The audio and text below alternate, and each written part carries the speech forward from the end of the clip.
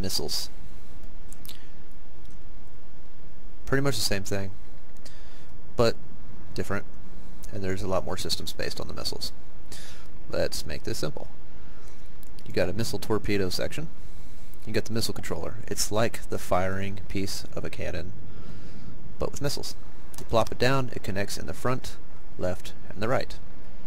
You got the missile connector. It's like the six-way connector for the cannons, but for missiles. Are you seeing a repeating thing here? Missile launch pad. This is where you put the missile blocks on top of. You got your missile blocks. This is where the missiles sit on. The more missile blocks you have, the longer the missile. For each missile block you have, you can attach 2 components onto your missile. You can customize missiles like Redonkulous. You can also add a staggered fire, which, since you have 3 missiles on here in this configuration, a staggered fire would shoot a delay in between each missile of 0.1 seconds, or up to 0.5, or 0, which would be stupid. Why don't you just take it off? Whatever. Identify friend or foe. Does what it says it does. It does not shoot friendly AI targets. It does shoot enemy AI targets. Missile winch, it is required if you have harpoon missiles. As we were saying earlier, you can configure these to have harpoons on them, which they would shoot and attach to an enemy plane, and then they would drag it in with this winch. Missile emanator. This laser, when the missiles are configured properly, the missiles will follow the laser. Let's do that now. Look at a missile block, hit Q. You're presented with a GUI screen. The graphical user interface shows 2 pages here. This is the current missile you're looking at, and this is all the attachments that you can put on the missile. You can save designs, and you can load previously saved designs.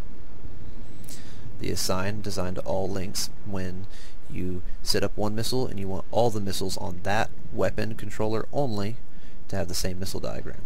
It's a faster way of just building one missile and then sending them all to have the same configuration. Alright, let's explain this system here. As I said, you have 2 components per block. One block would have only 2. If you had 2 blocks, you would have 4 components. If you had 3 blocks, you'd have 6. Since we have 4, we have 8 total components onto the missile. The short-range thruster,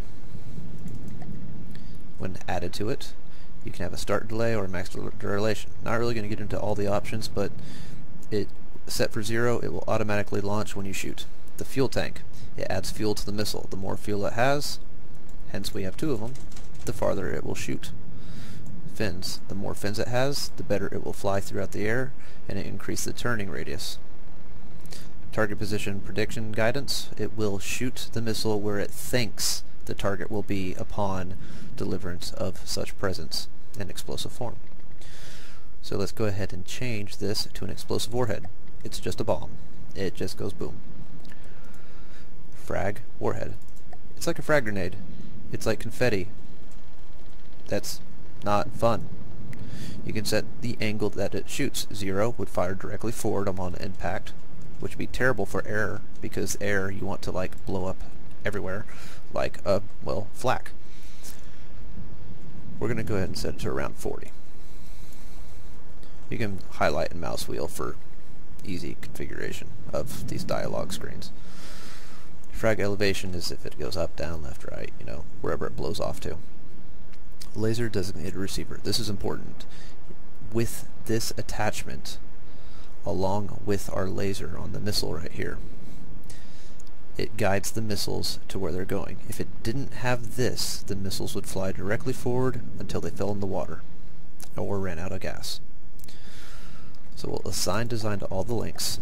Now all these missiles, it's kind of cool because the little graphical display of the missiles changes upon whatever you have. You know, we had 2 fins, so we have, you know, the 2 fins right there, and then we have the warheads on top, a frag warhead and an explosive warhead, and then we got gas right here, and then we got a thruster on the end. So it kind of shows you, you know, the missile depending on what you have on it. Really neat. Change this to weapon number 3. And when we go to weapon number 3, we have control of the laser. When it's green, it's locked on. When it's red, it don't do shit. Won't even guide the missiles when it's red. So, let's shoot that land over there. Since it will be locked on, the missiles will go straight, and then with their fins, they will turn and arc towards this mountain.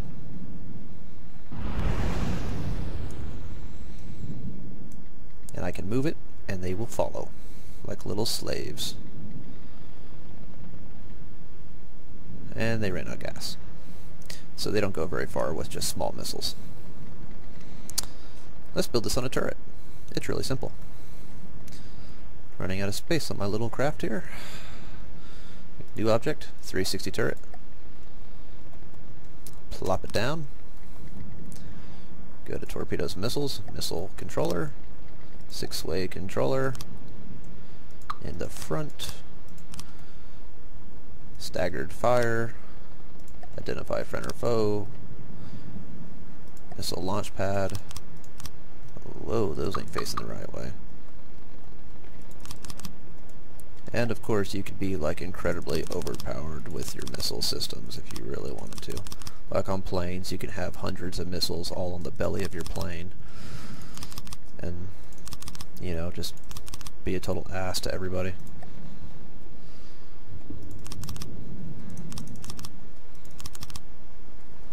Let's build a different kind of missile for this system, shall we?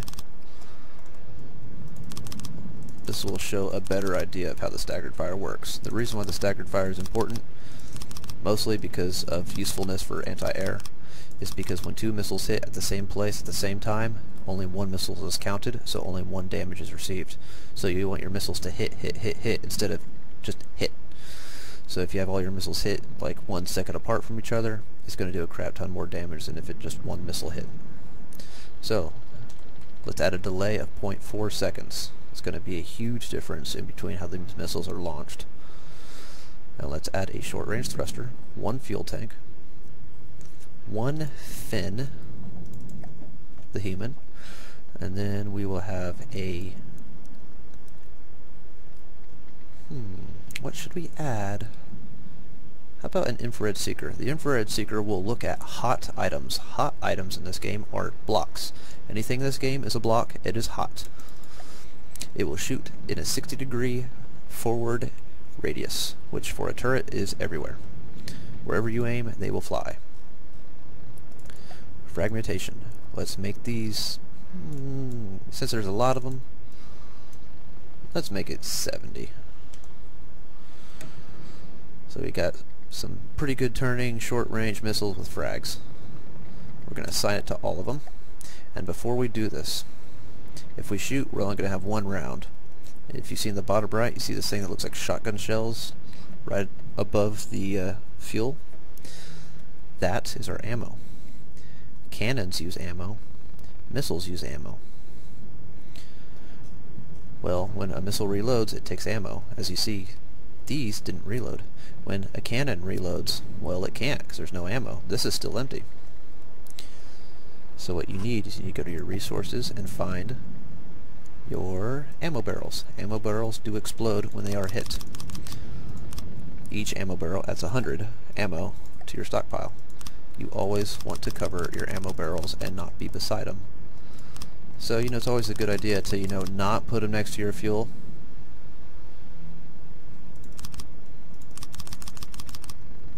So now that they're covered, they won't be harmed. And you can see the ammo is slowly trickling forward. Ammo takes metal to replenish. Well, this is build mode, so it's infinite. So, suck it. Also, ammo processors are not explosive. And they regenerate ammo faster. They are like the fuel processor, but with ammo. They take... excuse me. They take power to run, but they are not explosive. And they refill ammo very quickly. But they take a lot of power, I think 20 power each to run. And now let's go ahead and come over here so I can steer, because I don't know where it's going to spawn. Let's spawn an enemy. Let's blow the hell out of the deep water guard savages, shall we? To control weapons remotely, you have to go to the control tab and go to Fire Control Computer and just put it next to you. And put it next to your chair that you're sitting at, wherever you're located, and now you can control all your weapons. I can control both turrets. I control this turret. I can control this missile launcher, and now I can control this turret. So let's spawn something that has a little bit more oomph to it, shall we? Like a marauder. Where did he spawn? Right behind me. Not a good spot. Alright, and we'll aim and we'll fire. Ow.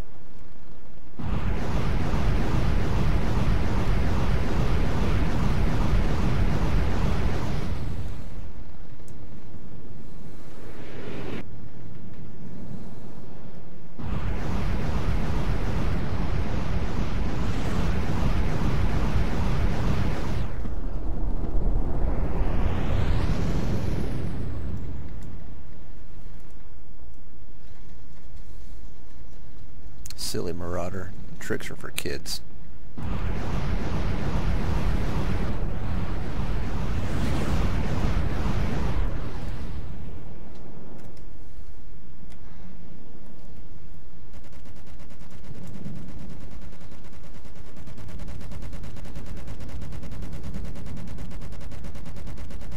As you can see, this is how weapon groups can work very effectively if paired together.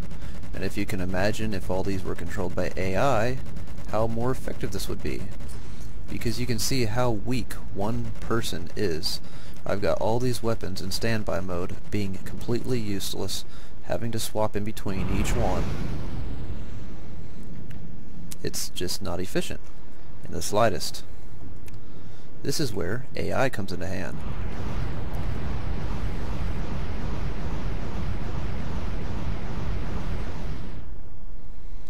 He's no longer a threat. We'll leave him alone for now. Let's go ahead and turn. In the next video, we will show you how lasers work. See you then.